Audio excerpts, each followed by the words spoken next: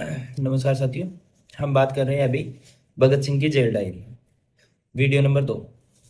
और आज हम 14 नंबर पेज से कैरी ऑन करेंगे। पीछे हमने जाना था भगत सिंह के बारे में और कैसे उनका मानना था। उन्होंने फ्यूरियो का जो एक उदाहरण था वो अपने ऊपर लिया था कि ये सच है कि डॉक्टर सुबह उठकर ये सोचता है ज़्यादा से ज़्यादा लोग मरीज हों, और वास्तुकार जो होता है, बढ़ई जो होता है, वो ये सोचता है ज़्यादा से ज़्यादा मकान चले, क्योंकि लोग अपने फायदे की सोचते हैं।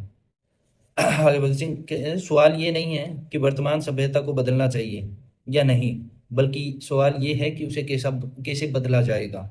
लोकतंत्र सिद्धांत है, राजनीति और कानूनी समानता की व्यवस्था है, किंतु ठोस और व्यापारिक रूप से यह झूठ है, क्योंकि जब तक आर्थिक सत्ता में भारी असमानता है तब तक कोई समानता नहीं हो सकती, न राजनीति में और न ही कानून के सामने।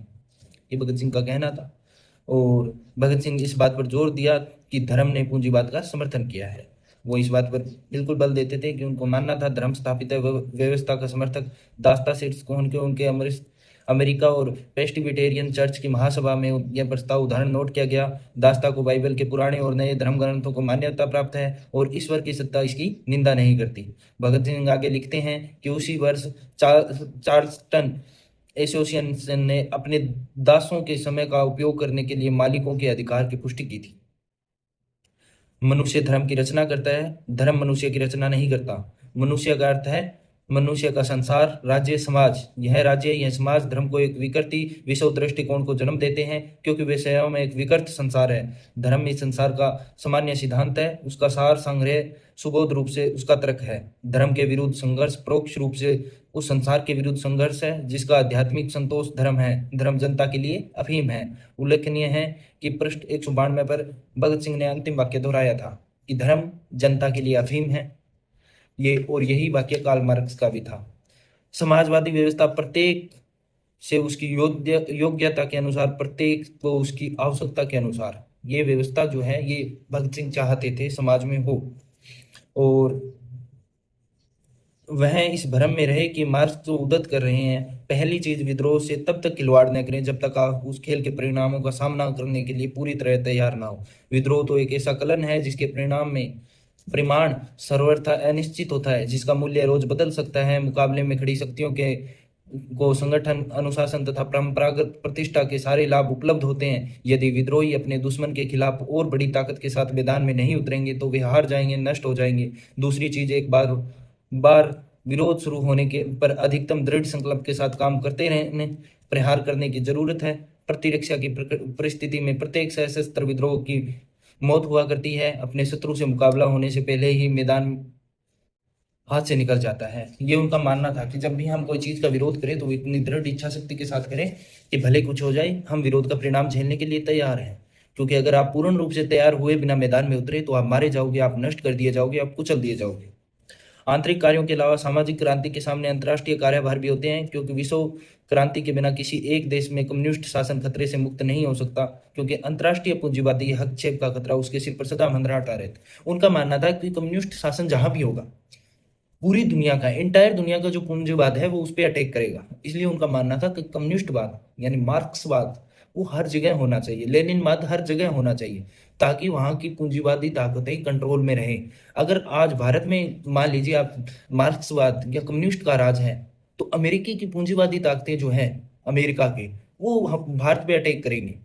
वो नहीं रुकेगी, क्योंकि वो उनके लिए भी खतरा है। इसलिए कम्युनिस्ट जो है वो हर पूंजीवादी के लिए खतरा है, ये उनका मानना था। और उनको सारे पूरे विश्व में एक साथ पूंजीवाद के खिलाफ लड़ना चाहिए। यह कोई संयोग की बात नहीं कि अपने एक पत्र में उन्होंने अपने को एक स्वतंत्रता सेनानी नहीं बल्कि समाजवादी विचारों का प्रचारक भी कहा था। वो अपने पत्रों में अक्सर अपने क्रांतिकारी साथियों से कहते रहते थे कि मैं मार्क्स और लेनिन के विचार, जो समाजवादी विचार है, उनको फैलाना चाहता हूँ और मैं उनका प्रचार करना चाहता हूँ। भगत सिंह अपने साथियों को सलाह देते थे कि वे मार्क्सवाद का अध्ययन करें।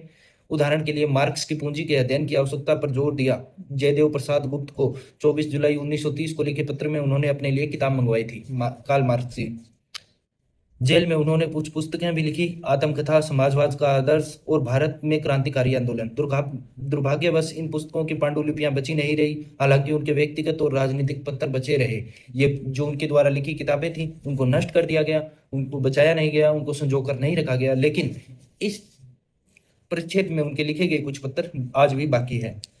उन्होंने लिखा, समझौता अपने आप से कोई बुरी बात नहीं और अपना उद्देश्य पाने के लिए आरंभ में उसका उपयोग किया जा सकता है।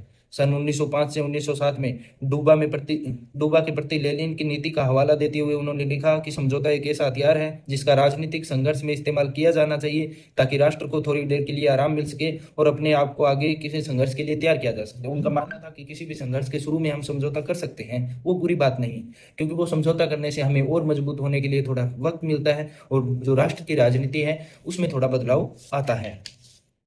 भगत सिंह ने लिखा कि वह साफ साफ समझना चाहिए कि क्रांति का अर्थ उथल पुथल या खूनी युद्ध मात्र नहीं है। क्रांति का आशय अनिवार्यता एक ऐसे कार्यक्रम को लागू करना है जो नए तथा अधिक बेहतर आधार पर समाज का पुनर्गठन करे। उनका मानना था कि क्रांति वो नहीं है जो उथल पुथल मजाज है या खूनी जंग हो, उसको क्रांति नहीं मानते थे। वो क्रांति अपने विचारों को मानते थे और वो चाहते थे कि ऐसे विचार जो दुनिया में पैदा हो जो समाज को एक नए सिरे से समाज का पुनर्गठन समय समय पर करते रहे।